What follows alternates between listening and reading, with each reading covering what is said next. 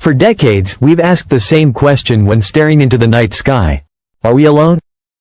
Science offered us probabilities, equations, patterns in starlight, but never an answer. Until now.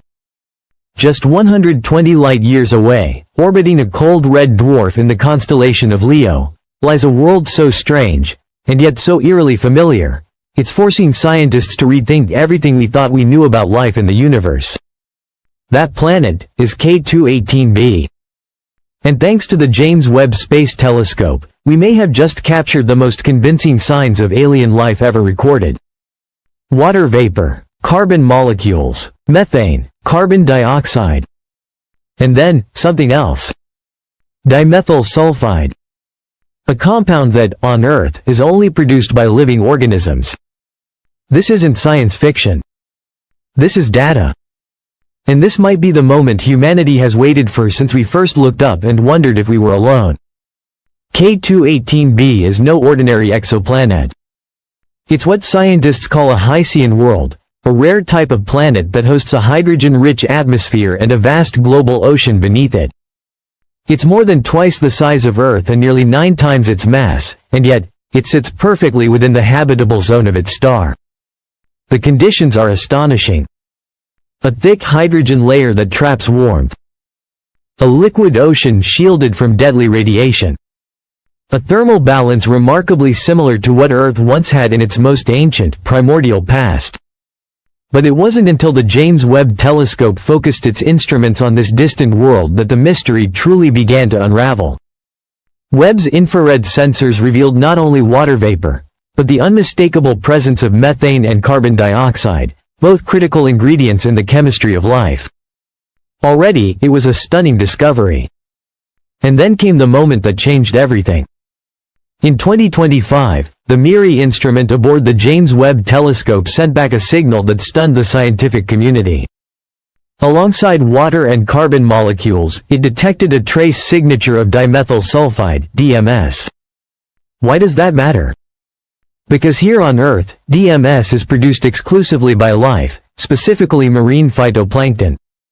Microscopic organisms that release this gas into the atmosphere from the depths of our oceans. We've never detected it anywhere else in the cosmos.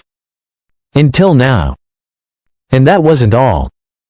In the same atmospheric layer, another signature emerged, dimethyl disulfide, or DMDS, another molecule closely linked to biological processes on Earth. These compounds didn't appear randomly. They appeared together. In the same region. On a planet already rich in water vapor and organic chemistry. Statistically, this is no longer coincidence. Dr. Niku Madhusudan, the Cambridge astrophysicist leading the research, called it a watershed moment in the search for life. Because for the first time in human history, we're not just observing a planet that could support life, we're detecting molecules that, here on Earth, are only made by it. And now we must ask, what kind of life could exist on K2-18b? Some scientists believe it could mirror Earth's earliest days, before trees, before animals, even before complex cells. A world dominated by microscopic organisms, thriving in nutrient-rich oceans, absorbing faint sunlight from a dim red star. Others imagine something more. Filter-feeding lifeforms drifting beneath the waves. Creatures adapted to the planet's higher pressure and lower gravity. Perhaps even organisms capable of limited movement through the atmosphere. If that's true, then K2-18b isn't just biologically active, it could be evolving. It could be developing ecosystems we've never dreamed of. This planet might be a living mirror, not of Earth as it is today, but of what Earth once was. 3 to 4 billion years ago when the oceans were silent but full of promise. And maybe that's what we're witnessing now. Not just alien life, but its awakening.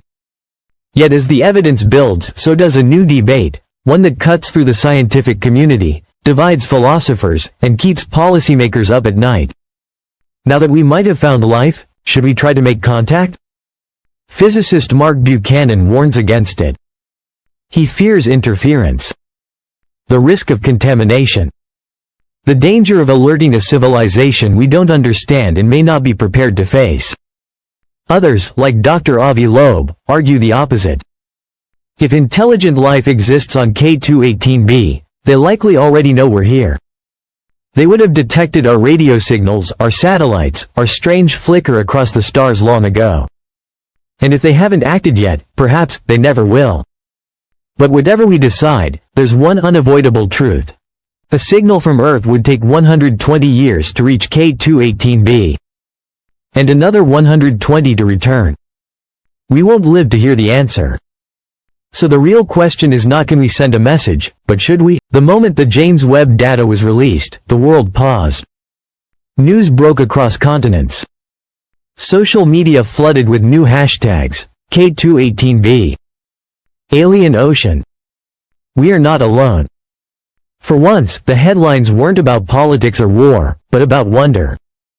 And for the first time in generations, people from every walk of life were united by a single, cosmic question. Did we just find life? Academic institutions assembled emergency panels.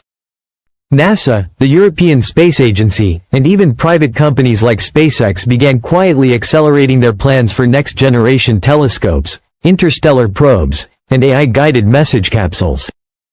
Classrooms filled with eager questions. Young minds suddenly hungry to understand biology, physics, and the universe. Because K2-18B had done something incredible. It made us feel connected, not just to one another, but to everything. But even in the excitement, a quiet unease began to rise. If life exists out there, what does that mean for us?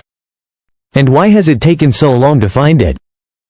The Fermi paradox returned with fresh urgency. If life is common in the universe, where is everyone? We've identified over 5,500 exoplanets. Dozens sit within habitable zones. And now, one of them, K2-18B, is whispering signs of life. So perhaps, the universe isn't silent. We're just late. Maybe other civilizations came and went before us. Maybe they didn't survive their own discovery. Maybe the leap from simple life to intelligent life is a fragile one. A narrow bridge few worlds ever cross. Or, maybe life is everywhere. And it's simply choosing to remain silent. If K2-18B is home to microbes today, that's one thing. But if it holds complex ecosystems, if there are patterns we don't yet recognize or intelligence we've missed, then the silence isn't absence. It's a message. And that message might be, you are not the first. You will not be the last. But you must not speak too soon. K2-18B is doing more than rewriting astronomy. It's forcing us to rewrite biology itself. Here on Earth, life is built around oxygen, nitrogen, carbon, and water. But K2-18B's atmosphere is dominated by hydrogen, not oxygen. Could life there breathe hydrogen? Could photosynthesis evolve under a red sun? Could intelligence grow in a way we'd never recognize? Biochemists are now studying extremophiles, organisms that thrive in acid, radiation, even in the vacuum of space. Once considered oddities, these organisms may now hold the keys to understanding life in places like K2-18B. And that leads to one final, chilling possibility. We may have already encountered alien biology, and not recognized it. Rocks, signals, strange isotopes, unexplained microstructures. What if the signs were never green or glowing? What if they were subtle, quiet, encoded in a way we've never been equipped to read? K2-18B reminds us, life may not look like us. It may not think like us.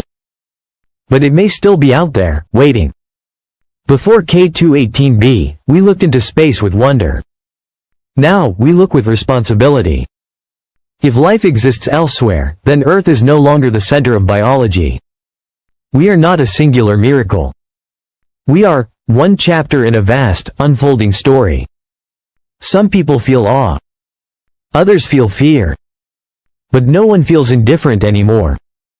Because when the James Webb Telescope looked into the clouds of K2-18B, it didn't just see molecules. It saw a mirror. Not of what we are, but what we might become. For centuries, we believed we were alone, a lonely spark of awareness floating in a cold, indifferent void. But now, the void is whispering back. K2-18B didn't shout. It didn't flare or broadcast. It whispered. Life is not unique to Earth. What the James Webb Space Telescope just captured is more than a scientific milestone. It's a turning point in the story of humanity. A signal, a mirror. A quiet confirmation that the universe is not silent. It is teeming. It is breathing. It is becoming. And now, we're not just asking if we're alone. We're asking what else is out there. Who else? And whether they, too, are watching and wondering the same. This is no longer about a distant planet. This is about us, about who we are, who we've been, and who we may become, if we choose to listen. Because sometimes, the universe doesn't shout. It waits.